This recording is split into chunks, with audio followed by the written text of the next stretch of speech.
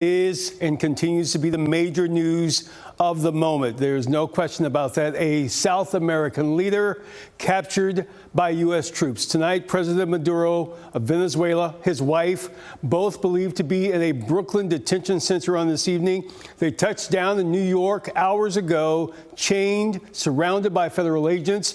Attorney General Pam Bondi says the Venezuelan president, who is accused of drug trafficking, will, quote, face the full wrath of American justice with a court arraignment as early as Monday. We are also learning new details today about the military mission that led to that capture.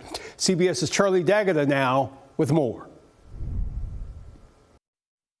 Nicolás Maduro and his wife Celia Flores touched down in New York this evening after an audacious snatch and grab operation in Venezuela overnight.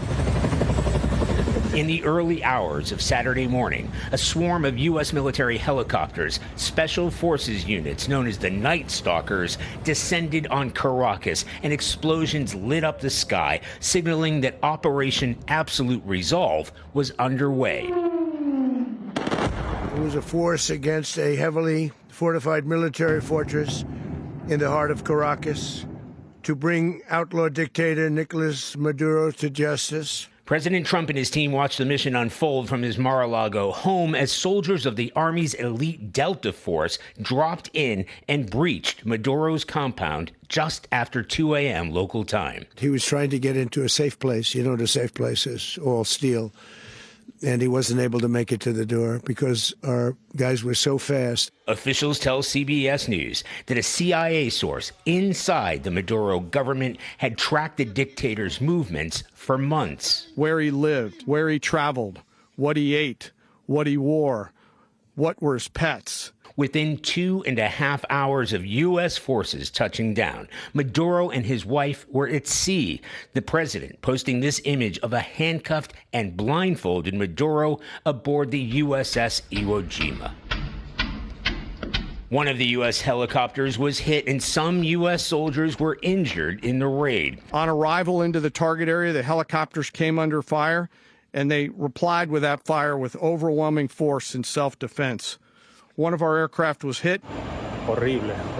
At least 5 strategic targets were hit, including military bases and the country's main port. We're going to run the country until such time as we can do a safe, proper, and judicious transition. The president said today the U.S. will take over Venezuela without explaining how that's going to work, how long it could last, or whether U.S. troops would be needed to do it. He also said the U.S. will take over the country's oil reserves. We're going to have our very large United States oil companies, the biggest anywhere in the world, go in, spend billions of dollars, fix the badly broken infrastructure, the oil infrastructure, and start making money for the country.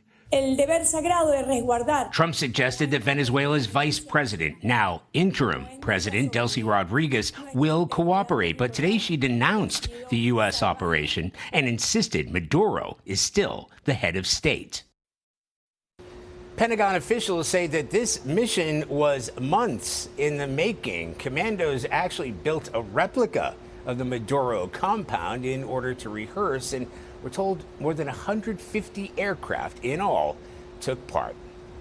Charlie D'Agata, CBS News, West Palm Beach.